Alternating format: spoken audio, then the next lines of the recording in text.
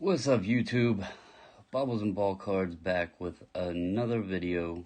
It is Saturday, December 12th, a little late, 11 p.m. on the East Coast. I hope everybody's doing good out there. Hope you all have your Christmas shopping close to being done or finished. All your holiday plans set in order. Hope everybody's healthy, happy, safe.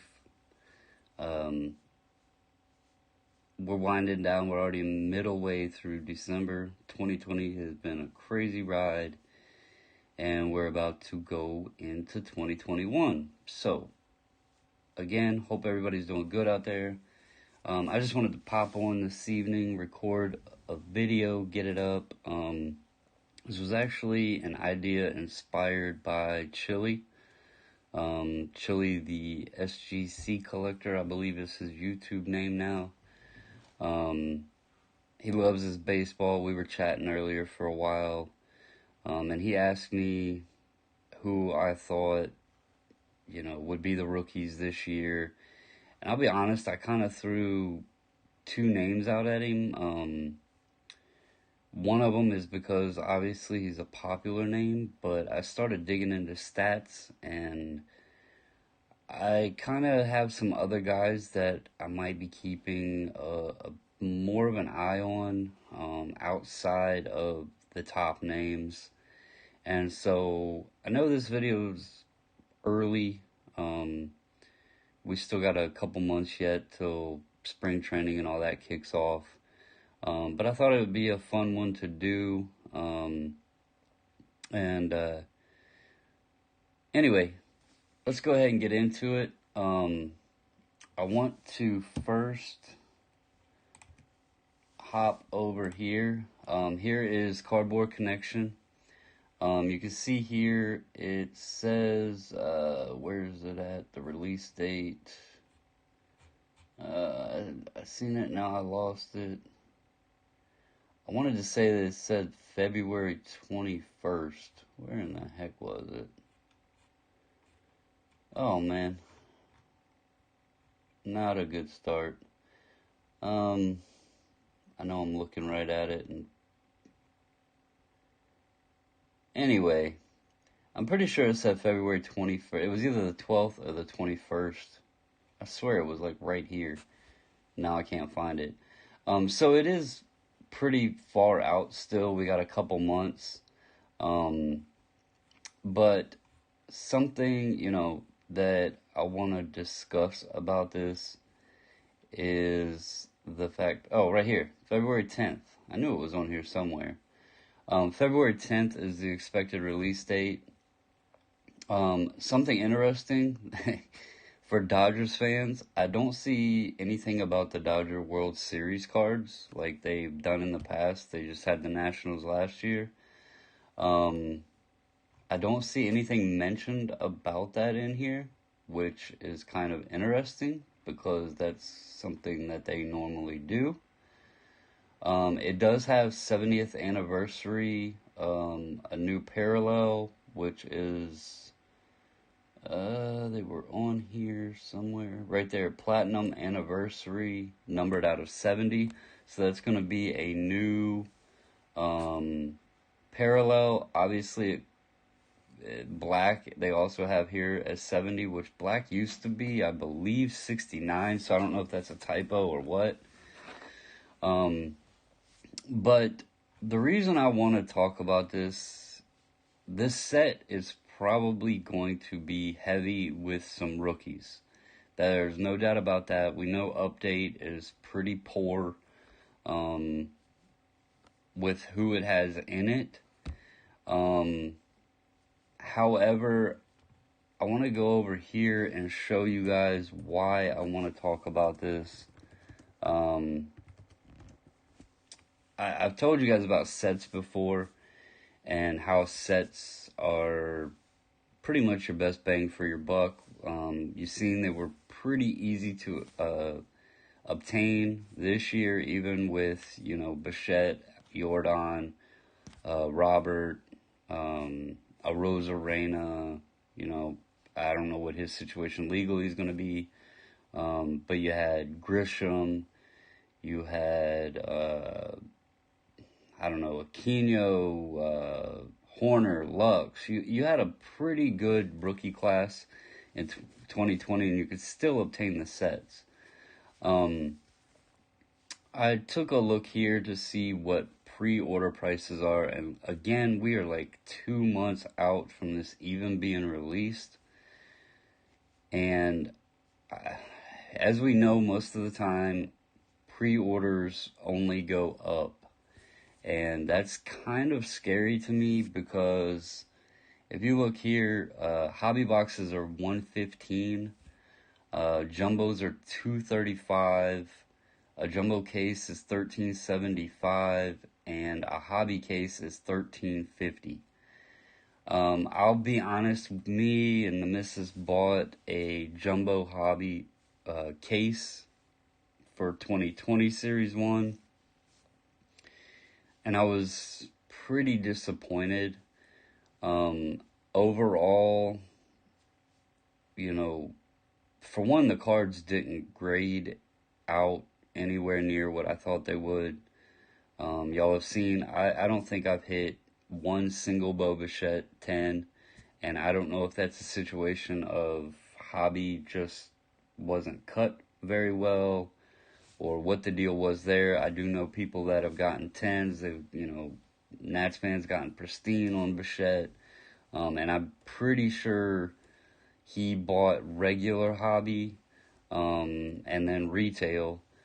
But as far as what we got out of 2020 Topps, it didn't do so hot. And outside of the grading aspect of it, there just wasn't a lot of, I guess, good hits out of the case in general. We bought the case because of the World Series cards, and we only got one. I don't even remember if it was a World Series or if it was just a playoff card. And it happened to be an Astro player, so that was just salt in the wounds. We did hit a Bo Bichette auto. That was pretty nice. But overall, I wasn't too ecstatic with the outcome. I think preference-wise, if you want the autos, go jumbo. If you want the better buy, I would go hobby. We have bought hobby update in 2019. We bought a couple cases of that. Very, very good outcome. Jumbo, it just seemed there wasn't as many parallels, and for the autos you got, it just didn't constitute the half amount of boxes. You do get 2 silver packs per jumbo box, but the trade-off there is in hobby you get 12 anyway, just like the jumbo case, so that wasn't a bonus at all. So at $13.50, I am going to say my advice is be cautious. I don't believe I will be purchasing any cases of this. If I can get retail, which again, that's going to be a hit or miss thing. We'll just have to see how 2021 starts out, where the hobby continues. I know basketball is getting crazy again. With the preseason starting, I'm hearing, some players are having a bowl type game and their prices are going up and all that sort of thing. I'm personally, after, I thought sets would be harder to get this year, and that wasn't the case at all. I can still find sets on the shelf. So, with that being said, hobby does have the acetate, the clear cards. It does have the blacks. You do get autos easier. But overall, I think you could probably do better spending a little on retail and getting the golds, or, I found we get, seems more Independence Day out of retail than we do hobby, which is crazy. But,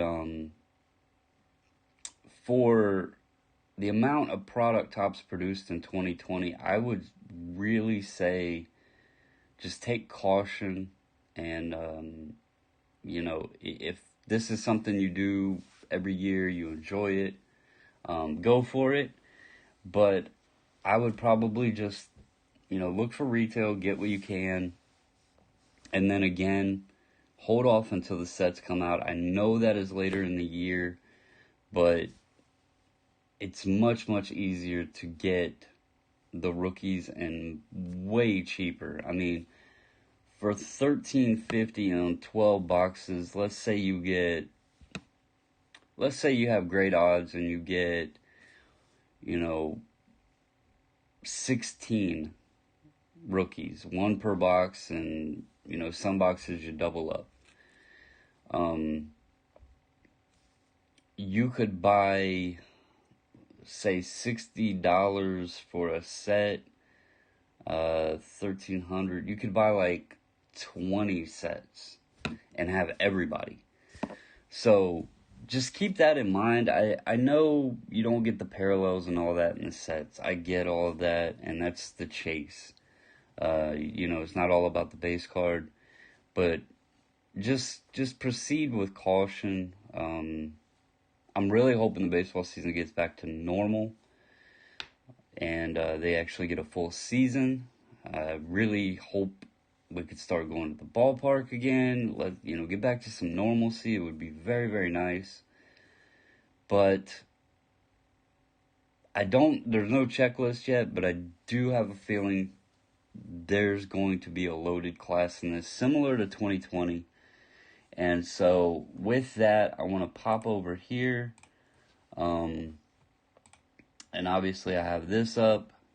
But we'll go over here.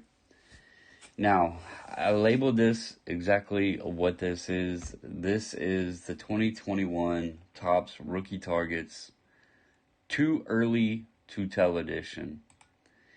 And reason I say that is obviously, again, we got 2 months, and I'm only going off of sample sizes from what the players did in 2020. And you're going to notice here, there's a lot of the big names I don't have on here. So before I get into this list and going into stats, I will go, I do have Alec Baum on this one, but I will say, I do have Dylan Carlson, Joey Bart, Joe Adell, Jazz Chisholm, he was a good prospect. Luis Alexander Basabe, another good prospect. So those are guys to keep an eye on, but they didn't perform great last year. They were okay, but again, that 60-game season, even with Robert, he had a great start. Fan down, it affected his market. It affected, people started talking crap about him because they were paying outrageous prices, and then, his batting average dropped. He went on a cold streak. And I don't know if people just don't get that baseball is a streaky sport. And if he had 100 more games to go, Lord knows what he would have had for numbers. So keep that in mind. Just because these guys didn't have great stats does not mean that they're bad players, they're overhyped, whatever the case may be. It just means a 60-game sample was, it's kind of hard to really gauge it. It kind of was unfair for these guys. But at least they got some playing time. At least they got that taste of MLB. One thing now going forward you have to keep in mind is age of players, because they did basically almost lose a season. So, like Soto, for example, he was up when he was, 18, 19, and these guys now are losing almost a full year. And that's things you got to look at. So I do have those names on here as a keep an eye on guys, because these are going to be the ones most people are going to be talking about. The Adele, Bart, Carlson. I don't know if Topps is going to throw curveballs in there, and if Wander Franco is going to be in there. You got Julio Rodriguez. You got some big guys still out there.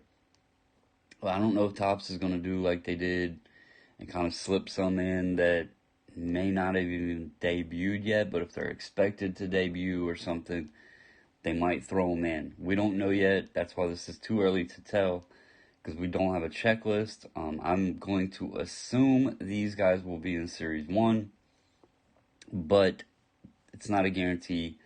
This is just kind of some names and, to look out for with upcoming product. So ones here that I have, these would be targets, and these are more of a keep an eye on guy. I kind of put these backwards, I guess you could say. Excuse me. First off, I'm going to talk about is Sam Huff, and these aren't in any kind of order, best to worst or anything like that. I just kind of was going through a list, and as names popped up with stats, I kind of threw them up there. But Sam Huff, he got to play in 10 games last year. Again, small sample size. He had 33 plate appearances. He had 2 walks, so 31 total at bats. The reason I point that out is in 31 technical at bats, he hit 3 home runs, 3 doubles, 4 RBI, and he had a .355 batting average.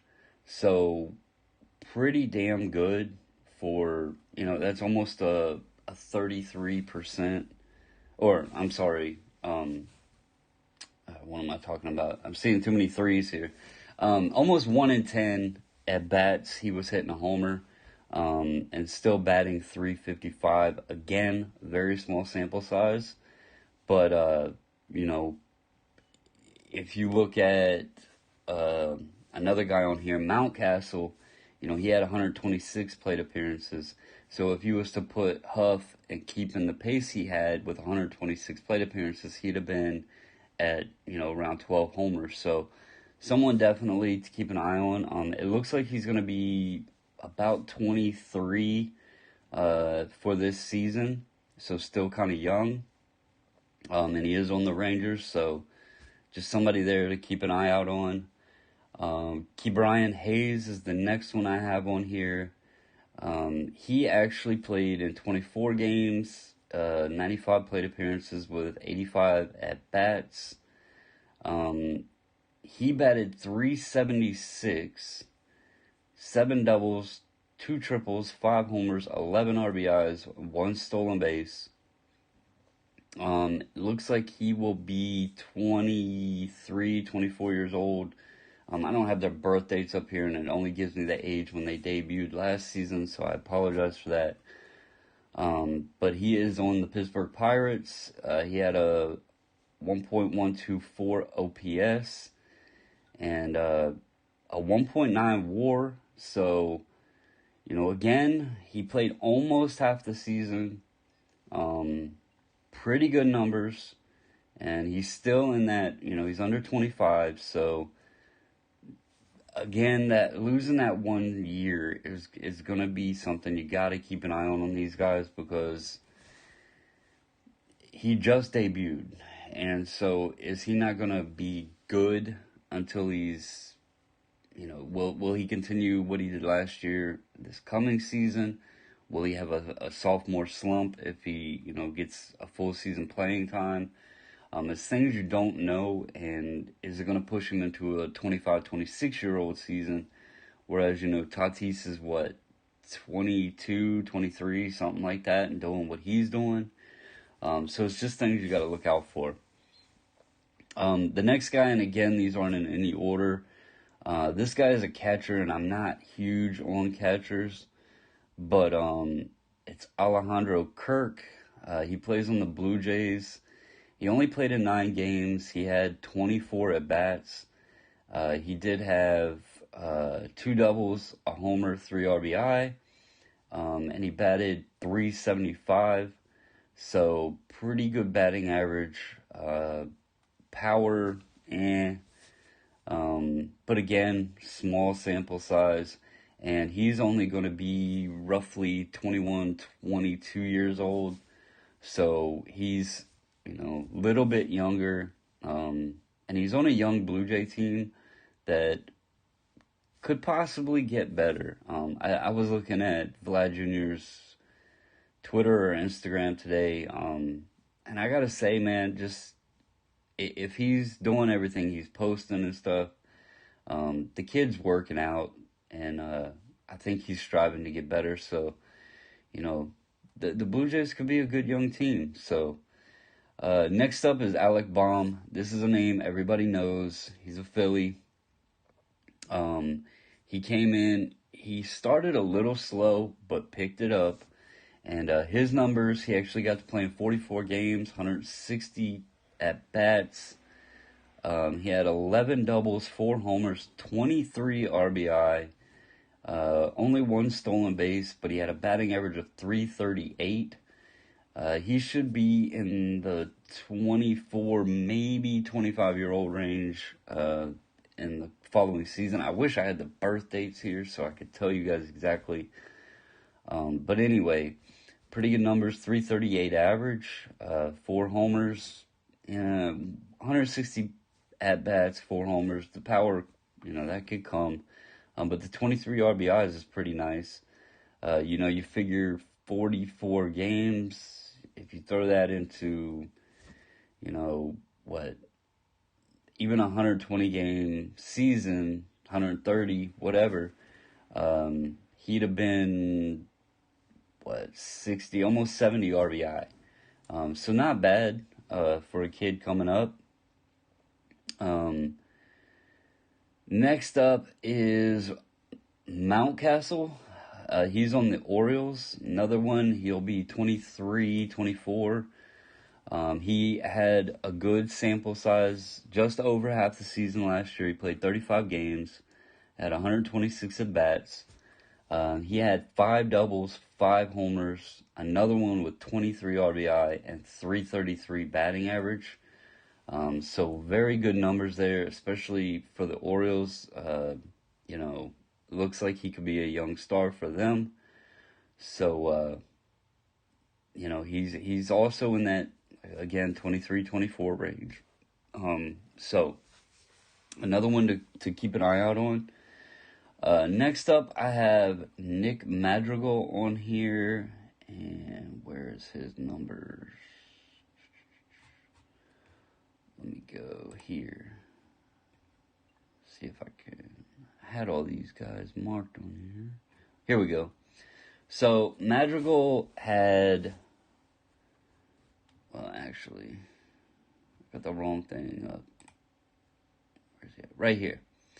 So, he got to play basically right at half the season, 29 games. He had 103 at-bats, 3 doubles. The one thing I didn't like on him was no homers and 103 at-bats, but he did have 11 RBI, 2 stolen bases, and a .340 batting average. He also only struck out 7 times, so that was pretty impressive. 100 at-bats and under 10 strikeouts and a .340 average.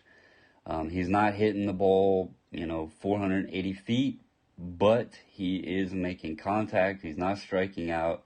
Batting average is pretty good. So he may not be a power guy, but he is one that potentially could, be a leadoff guy or something like that and put up some pretty good, overall stat line numbers. Maybe only, 10, 12, 15 homers or something if it's a full season. Or the power, maybe the power will come. But anyway, I felt he was one worthy to keep an eye out on. He is also another one that was a pretty sought after guy in Bowman Chrome and everything. His first Bowman autos and everything. I remember when that came out, he was a name that people were going after. Next up, let me find him here, is Andre Jimenez. He is on the Mets. He actually got to play in 49 games. He had 118 at-bats, 3 doubles, looks like 3 homers, 8 RBI. Oh, sorry, 12 RBI. Yeah. 12 RBI. One thing with him is he had 8 stolen bases. So that's pretty good. 49 games, 3 homers, 12 RBI, 8 stolen bases. Pretty good. He batted 263. He should only be 21 or 22 next season. So he's also got the age. He's young. He's in New York. He's a Met. So definitely one to kind of just keep an eye on. Here's another one that I know when his first Bowman's came out, he had that ugly auto. He was actually kind of cheap, but it seemed like he was a really easy pull. So another one to keep an eye on. Be interesting to see how he does. So next up I have, now don't get this confused because there is a guy on the Phillies and a guy on the Nationals, both with the same name. But that is Luis Garcia, and I am talking about the Nationals' Luis Garcia. He played in 40 games, had 134 bats. He had 2 homers, 16 RBI, 1 stolen base, and he batted .276. So pretty decent. I know he was scoring a lot of runs, getting a lot of RBI. I know he said he wants to be like Juan Soto. I don't think anybody will be Juan Soto. Personal opinion, Soto is a special kid. But it's nice to see someone who has witnessed that, who played with him in the minors, who's seen that drive, who's seen what Soto's been able to do, and want that. So that could be a driving factor for Garcia. Personally, I've watched Garcia at both high A and double A, and I was not impressed with him in the minors.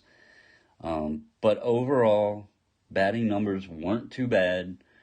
So another one to just keep an eye on. See how he does. If he gets regular playing time, if he cracks starting lineup, what he does in spring training. Does he look like he's improved? Was it a fluke? That sort of thing. And just keep him on a radar of sorts. Next up, I gotta find him. Let's see here. Next up is Florial, Esteban Florial. He is a Yankee.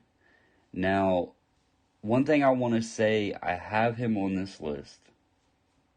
He was a prospect that people were going after, again with Bowman. But his numbers are very, very, very small. I have him on here because he's a Yankee. He did bat .333. However, that was only in 3 at-bats. So please don't think of it, why is Florial on here? We know how the Yankee fans like their Yankees. He's young. I don't know if he will be one that will be in 2021 Series 1. But if he does make the MLB roster, gets playing time, you can be certain he would most likely be in Series 2. Again, though, his numbers and sample size is minute. It's like as small as you could get. But he is young. He is a Yankee. He did come in, get a hit in his first game. He was a name that was talked about again. I keep throwing the Bowman reference out, but he was one that people were talking about. So just keep him on your radar, and let's just see what happens. This is the too early to tell edition. So next up, I have Leoti Tavares. Let me find him right here. Okay. He's another one, young, 21 when he debuted. He'll probably be around 22 going into this season. He's another Ranger. So you see I have Huff at top and Tavares at the bottom. Again, they're not in any order, but you have two Rangers on this list. I thought I had two Pirates, but I think I messed up on one of them. So, yeah, you got two Rangers on this list. Tavares had a 1.3 WAR. He got to play in 33 games, 119 at bats. He did have 6 doubles. Let's see. I hate how I can't see everything. 6 doubles, 1 triple, 4 homers, 6 RBI, 8 stolen bases. His batting average, though, was only .227. So that is a concern there. He had 43 strikeouts, so he struck out about a third of the time, over a third of the time. So, again, he's young. But he did have playing time. He had, decent numbers. I hope the batting average can go up. I'm not throwing full faith on a 60-game season. There's other guys, like Bobby Dahlback, Pache. He's another name that you could have on this list. Mickey Moniak. He's still young. He was a huge prospect in 2016. Let's see. Who else? There's names I don't even have on here.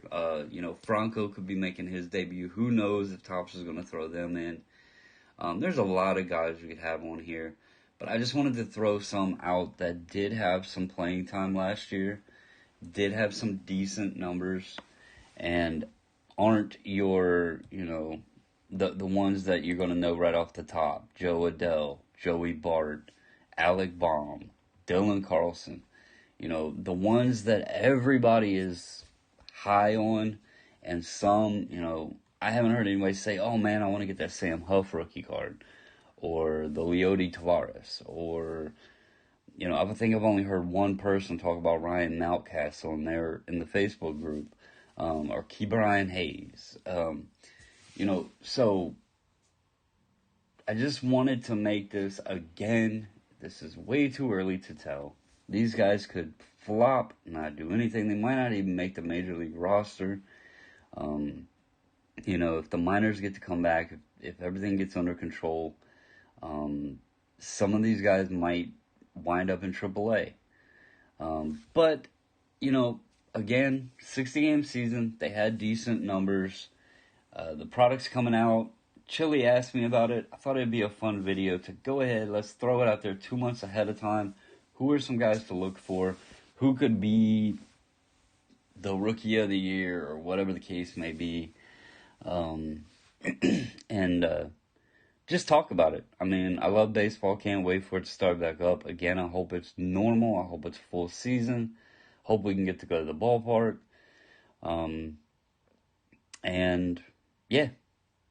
But anyway, guys, I hope you enjoyed this. Hopefully it was helpful. Sorry, I had a little hiccup here and there looking for the names. This list is all compacted together and it's hard to see everything. But wanted to get on here, make this. If you enjoyed the video and you haven't already, hit the subscribe button, give it the little thumbs up, turn the bell on, so you know when I do videos or I go live, because I really do enjoy going live. If you haven't, join the Facebook group. A lot of great people in there. But anyway, please, as always, have a great rest of your weekend. Stay safe out there, guys. If you're going out shopping or, whatever. If you're traveling for the holidays, please be safe. I know it's getting crazy out there, and I want each and every one of you to, let's go into 2021, start it right, safe, happy, healthy. But again, stay safe, stay healthy, and as always, until the next video, I'm out.